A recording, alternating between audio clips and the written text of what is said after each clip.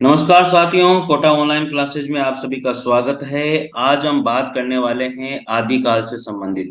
साथियों, पहले के जो 9 वीडियो जो मैंने डाले हैं वो नामकरण से संबंधित हैं और उनमें बहुत सारी रचनाएं, कैसे प्रारंभ हुआ हिंदी साहित्य का इतिहास, वो सारे के सारे वीडियो 9 के 9 वीडियो सारे प्लेलिस्ट में डले हुए हैं। साथियों, मैं उन सबको एक साथ भी कनेक्ट कर दूंगा, जोड़ दूंगा, आप निश्चित रहिए।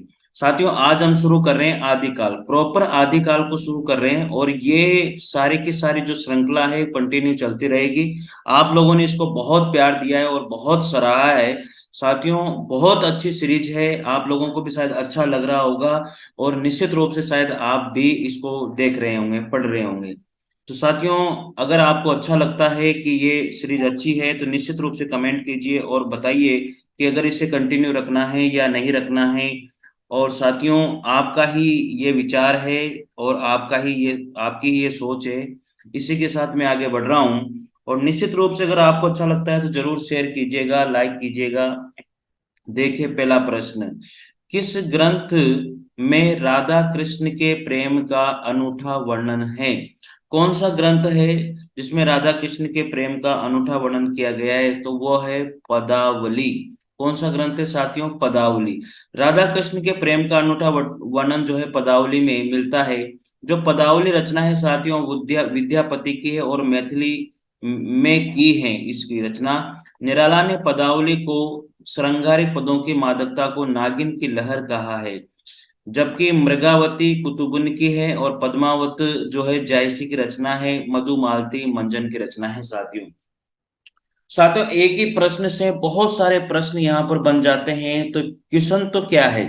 किस ग्रंथ में राधा कृष्ण के प्रेम का अनूठा वर्णन है? मृगावती में, पदावली में, पद्मावत में या मधुमालती में?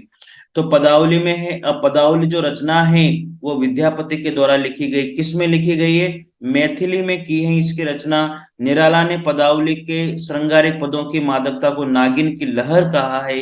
निराला के द्वारा जो है पदावली के जो श्रृंगारिक पद हैं उन्हें मादकता को नागिन की लहर कहा, जबकि जो मृगावती है वो कुतुबन ने लिखी है, पद्मावत है मलिक मोहम्मद जायसी की है और मधुमालती जो है वो मंजन की है। साथियों, इस प्रकार से एक ही क्वेश्चन में 7 से 8 क्वेश्चन बन जाते हैं। साथियों, अगला प्रश्न है, बिसल देव रासो की नायिका का नाम उल्लेख कीजिए। बिसल देव रासो की नायिका कौन थी? राजमती। बिसल देव रासो की नायिका कौन थी? राजमती थी। साथियों, ये क्वेश्चन भी अनेक बार अनेक कंपटीशन में पूछा गया है। तो बिसल देव रासो की नायिका राजमती हैं। ये नरपति नाहल की रचना है। बिसल देव रासो किसने लिखी? नरपति नाहल ने लिखी है। ये एक वीर गीत काव्य है। ये कौन सा काव्य है? एक वीर गीत काव्य है। इसकी कथा 4 खंडों में है, जिसमें प्रथम खंड में राजमती और बिसल देव का विवाह है। द्वितीय खंड में बिसल देव का राजमती से रूठकर उड़ीसा प्रस्थान है। तृतीय खंड में राजमती का विरह वर्णन है और चतुर्थ खंड में बिसल देव द्वारा राजमती को उसके पिता के घर से वापस लाने की कथा का वर्णन है। साथियों, पद्मावती मलिक मोहम्मद जैसी कृत पद्मावत के स्त्री पात्र है। जो पद्मावती है वो मलिक मोहम्मद जैसे के द्वारा लिखी गई पद्मावत रचना का एक पात्र है, स्त्री पात्र है। साथियों, तो इस क्वेश्चन से हमें ये पता लगता है कि बहुत सारे क्वेश्चन यहाँ पर बन जाते हैं। साथियों, और बहुत अच्छा प्रश्न है। बीसल देव रासो की नायिका का उल्लेख, नामोल्लेख कीजिए। कहाँ नायिका कौन थी? राजमती थी। बीसल देव रासु जो रचना है वो नरपति नाल की रचना है। ये रचना एक वीर गीत काव्य है। इस रचना को 4 खंडों में विभक्त किया गया है। अलग अलग खंड में क्या क्या है साथियों, ये भी पूछ लिया जाता है। तो प्रथम खंड में राजमती और बीसल देव का विवाह है। द्वितीय खंड में बीसल देव का राजमती से रूट कर उड़ीसा जाना। वो रूट कर कहाँ जाती है? उड़ीसा जाती है। ये क्वेश्चन भी अब आया हुआ है। तृतीय खंड में राजमती का विरह वर्णन है और चतुर्थ खंड में बिसल देव द्वारा राजमती को उसके पिता के घर से वापस लाने की कथा का वर्णन किया गया है। चर्यापद के रचयिता कौन है? चर्यापद के जो रचयिता है साथियों, सबको पता है, सबरपा है। जो चर्यापद के रचयिता है वो सबरपा है। चर्यापद के रचयिता सबरपा है। चर्यापद एक प्रकार का गीत है जो सामान्यतः अनुष्ठानों के समय गाया जाता है। चर्यापद संध्या भाषा के दृष्टकूट में लिखी गई रचना है जिनके दोहरे अर्थ होते हैं, जबकि दोहा कोश जो है सरप्पा के द्वारा रचित ग्रंथ है। तो साथियों यहाँ पर क्वेश्चन बनता है कि दोहा कोश किसकी रचना है, सरप्पा की है। चर्यापद किसकी रचना है, सबरपा की है। और जो चर्यापद है वो किस प्रकार का काव्य है, ये एक गीति काव्य है जो अनुष्ठानों के समय गाया जाता है। तो साथियों इस प्रकार से क्वेश्चन जो बनते हैं वो अनेक प्रकार के क्वेश्चन यहाँ पर बन जाते हैं साथियों। तो मेरे हिसाब से आपको ये बात अच्छी लगी होगी। अगला प्रश्न है, पीवू चित्तौड़ न आविहु सावन पहली तीज, जोवे बाट बिरहिणी खिण खिण अणावे खीज, संदेशो पिण साहिबा पाछो फिरहे न देह, पंछी गाल्या पिंजरे छूटन रो संदेह। उक्त पंक्तियां किस रचना की है, ये सारी की सारी पंक्तियां खुमान रासो रचना से ली गई है साथियों। और एक क्वेश्चन भी अनेक बार पूछा जाता है, पीवू चित्तौड़ न आविहु सावन पहली तीज, जोवे बाट बिरहिणी खिण खिण अणवे खीज, संदेशो पीण साहिबा पाछो प्रिय न देह, पंछी घाल्या पिंजरे छूटन रो संदेह। ये रचना कुमार रासो से ली गई है। उक्त पंक्तियां कुमार रासो की है। कुमार रासो एक कौन सा काव्य है, प्रबंध काव्य है साथियों। इसके रचयिता जो है दलपत विजय है, दलपति विजय है। पद्मावत जायसी द्वारा रचित है। एक करखंड चरियु कन कनकामर कनकामर मुनि द्वारा रचित है। डोला मारवा दोवा कवि कल्लोल द्वारा रचित है साथियों। इस तरह से सारी रचनाओं का मैंने बता दिया है, लेकिन जो ये पंक्तियां ली गई है वो खुमान रासो से ली गई है। खुमान रासो के जो रचयिता है वो दलपति विजय है। पद्मावत के रचयिता मलिक मोहम्मद जैसी है। डोला मारुला दोवा के रचयिता कवि कल्लोल है। और करकंड चरियू के रचयिता जो है कनकामर मुनि है साथियों। करकंड चरियू के रचयिता कन कर कन का मर मुनि है साथियों। तो वेरी इंपॉर्टेंट बन जाता है क्वेश्चन। अगला प्रश्न है साथियों 5 नंबर का क्वेश्चन है, जयचंद प्रकाश के रचयिता कौन है। तो जयचंद प्रकाश के रचयिता है भट्ट केदार। कौन है, भट्ट केदार। तो जयचंद प्रकाश के रचनाकार भट्ट केदार हैं। जगनिक यानी कि परमार रासु के रचयिता जगनिक हैं। रणपंच रणमल छंद के रचयिता श्रीधर हैं। और बिसल देव रासु के रचयिता नरपति नाल है साथियों। इस प्रकार से यहाँ पर एक ही क्वेश्चन में 5 क्वेश्चन बन जाते हैं। तो जयचंद प्रकाश के रचयिता भट्ट केदार, और परमार रासु के जगनिक, रणमल छंद के श्रीधर, और बिसल देव रासु के नरपति नाल। अगला प्रश्न है, इंपोर्टेंट क्वेश्चन है साथियों, देखिएगा। सिद्धों और योगियों की रचनाओं के संदर्भ में ये कथन किसका है। देखिएगा, उनकी रचनाओं का जीवन की स्वाभाविक सारणियों, अनुभूतियों और दशाओं से कोई संबंध नहीं है। वे सांप्रदायिक शिक्षा मात्र हैं, अतः शुद्ध साहित्य की कोटि में नहीं आ सकती। तो आचार्य रामचंद्र शुक्ल ने लिखा है, किसने लिखा, आचार्य रामचंद्र शुक्ल ने ये कथन कहा है। सिद्धों और योगियों की रचनाओं के संदर्भ में ये कथन कहा था आचार्य रामचंद्र शुक्ल ने। क्या कहा था, उनकी रचनाओं का जीवन की स्वाभाविक सारणियों, अनुभूतियों और दशाओं से कोई संबंध नहीं है। उनकी रचनाओं का, किनकी रचनाओं का, सिद्धों और योगियों की रचनाओं का। वे सांप्रदायिक शिक्षा मात्र हैं, अतः शुद्ध साहित्य की कोटि में नहीं आती है। किसने कहा, आचार्य रामचंद्र शुक्ल ने ये बात कही है। आगे देखिए, उनकी रचनाओं का जीवन की स्वाभाविक सारणियों, अनुभूतियों और दशाओं में कोई संबंध नहीं है। वे सांप्रदायिक शिक्षा मात्र हैं, अतः शुद्ध साहित्य के कोटे में नहीं आती हैं। ये कथन आचार्य रामचंद्र शुक्ल ने कहा है। किसके लिए कहा, सिद्धों और योगियों के लिए कहा है साथियों। आगे बात करते हैं। अतः ये कथन आचार्य रामचंद्र शुक्ल ने अपने हिंदी साहित्य का इतिहास 1929 नामक ग्रंथ में लिखा है। कुमार पाल प्रतिबोध, कुमार पाल प्रतिबोध ये रचना किसकी है, सोम प्रभ सूरी की रचना है। किसकी रचना है, सोम प्रभ सूरी की रचना है। कुमार पाल प्रतिबोध किसकी रचना है, सोम प्रभ सूरी की रचना है।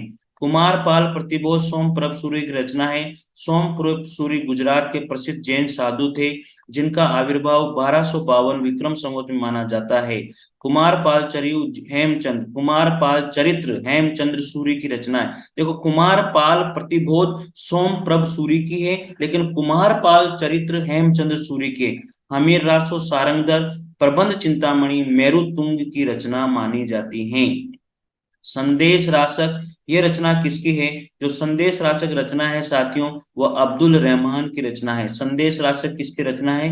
अब्दुल रहमान की रचना है। पढ़िए, संदेश रासक के लेखक अब्दुल रहमान है। अब्दुल रहमान द्वारा लिखित संदेश रासक पहला धर्मेतर रास ग्रंथ था।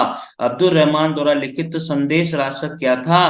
पहला धर्मेतर रास ग्रंथ माना जाता है। देसी भाषा में किसी मुसलमान द्वारा लिखित प्रथम काव्य ग्रंथ संदेश रासक को माना जाता है। तो वेरी वेरी इंपॉर्टेंट पॉइंट है, देसी भाषा में किसी मुसलमान द्वारा लिखित प्रथम काव्य ग्रंथ संदेश रासक को माना जाता है। संदेश रासक एक खंड काव्य है जिसमें विक्रमपुर की एक वियोगिनी के विरह की कथा का वर्णन किया गया है। संदेश रासक एक खंड काव्य है, इसमें विक्रमपुर की एक वियोगिनी की विरह कथा का वर्णन है। नरपति नाल ने बिसल देव रासो लिखा और एक रासो ग्रंथों की रचना में गिना जाता है। चंद्र बरदाई ने पृथ्वी रासो लिखा नामक ग्रंथ की रचना की। परमार रासो को हम लोग आला खंड के नाम से भी जानते हैं, जो जगनिक के द्वारा लिखा गया था। तो वेरी वेरी इंपॉर्टेंट बातें हैं। लिखिए, अब्दुल रहमान द्वारा लिखित जो संदेश रासक है पहला धर्मेतर रास ग्रंथ है। देसी भाषा में किसी मुसलमान द्वारा लिखित प्रथम काव्य ग्रंथ संदेश रासक है। संदेश रासक एक खंड काव्य है जिसमें विक्रमपुर की एक वियोगिनी के विरह कथा का वर्णन किया गया है।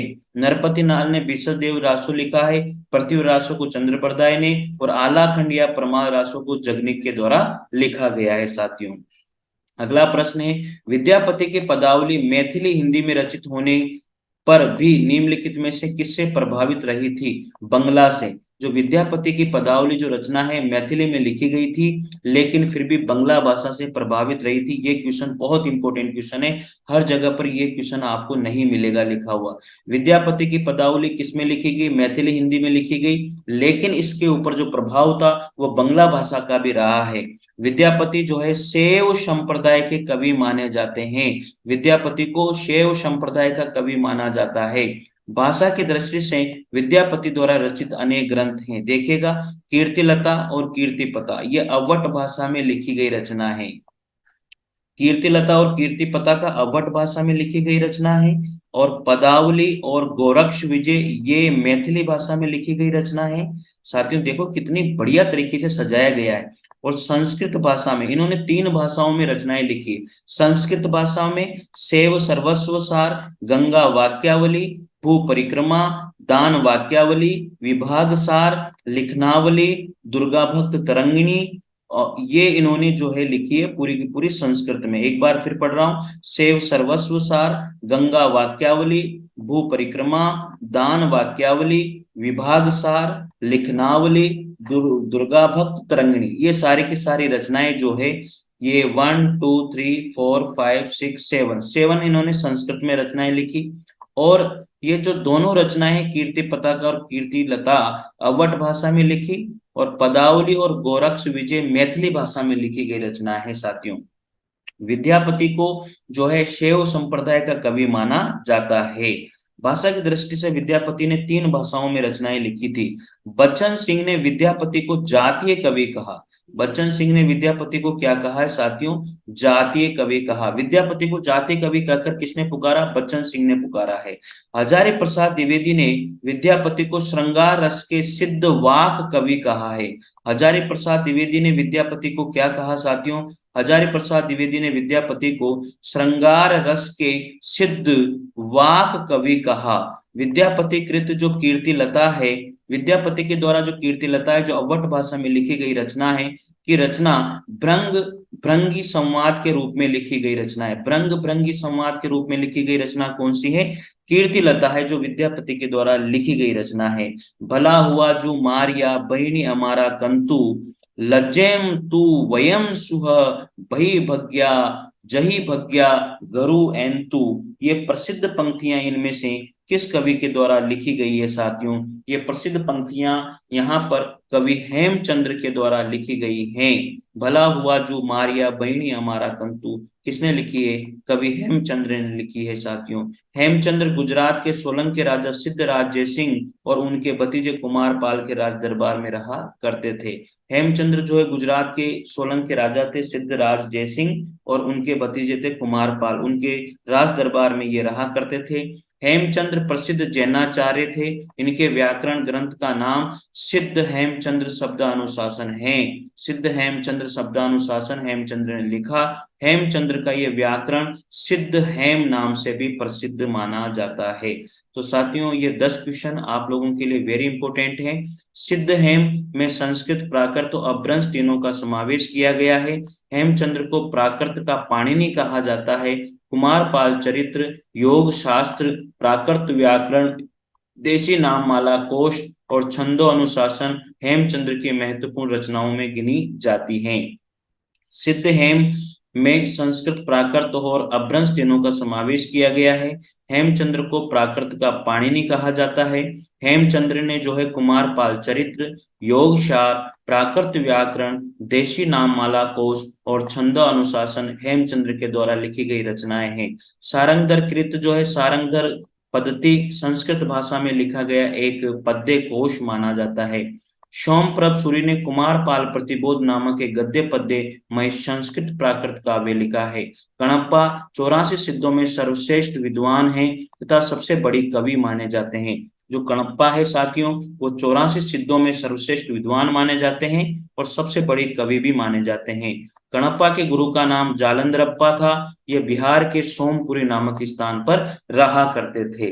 तो साथियों, इस तरह से ये 10 क्वेश्चन अपने कंप्लीट होते हैं। और 10 क्वेश्चन मतलब ये मान के चलिए 10 क्वेश्चन नहीं है साथियों, ये कम से कम आपके 100 क्वेश्चन के बराबर हैं। तो साथियों, मिलते हैं अगली क्लास में इसी के साथ मतलब इन्हीं क्वेश्चन के साथ। साथियों, अगर आपको अच्छा लगा है तो निश्चित रूप से आप जो है शेयर कीजिए और चैनल पर पहली बार आए तो जरूर सब्सक्राइब कीजिए। आपके लिए इस तरह का मैटर इस चैनल पर चलता रहेगा। साथियों, मुझे जरूर बताइए कि कैसा लग रहा है साथियों, आपको ये प्रश्न कैसे हैं, ये मुझे आप फीडबैक दीजिए साथियों। मैं आपसे मांगता हूं जो भी इसको पढ़ रहा है। तो ठीक है, मिलते हैं अगले वीडियो में। तब तक के लिए जय हिंद, जय भारत, थैंक यू।